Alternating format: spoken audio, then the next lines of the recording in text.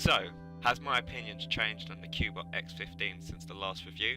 I've had the phone for a month now, using it every day. The truth is, not much has changed this time around, but in this review I'll go into more detail about my experiences using the Cubot X15 as a daily device.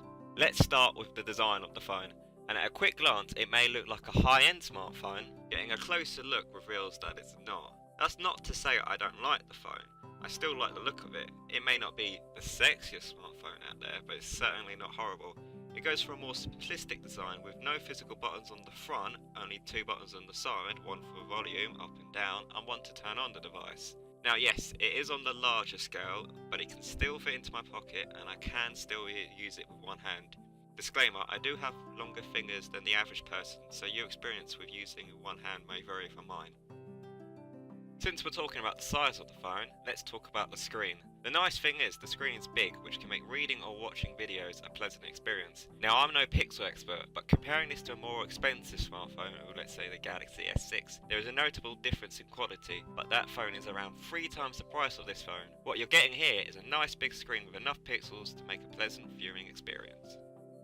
Talking about experiences, what's it like to game on the phone? Like I mentioned in my last review, I was mainly using the phone to play some emulating games, such as Game Boy Advance games. Due to problems with storage, more on that later, I generally only play one game from the App Store at a time. That said, for the purpose of this review, I downloaded 2 games from the App Store. The first game ran fine with no issues. The second, Hearthstone, did run, but there were occasional slowdowns, and the phone did start heating up after about 20 minutes of play. But I did have some apps running in the background, so in fairness, I turned these apps off, and this did reduce the slowdown and the heat a lot, but did not eliminate the issue completely. So far so good then, but let's get back to the big issue I have with this phone. Storage. Now I know a lot of smartphones generally come with 8 to 11 gigs of internal storage, but they offer expandability using something like a micro SD card. Yes, the Cubot X15 does the same. As you know, the Cubot X15 has dual SIM capabilities, using one micro SIM and one nano SIM. The problem is if you want to use both, you'll have to make do with 8 to 9 free gigs of space. Or, if you only have a micro SIM, you have to make do with 8 to 9 gigs. Luckily for me though, I have a nano, so I can use the expandability slot, but I wish there was a dedicated slot just for a micro SD card. Finally, we come to the camera. My opinions haven't changed on it. It works well enough and it does its job.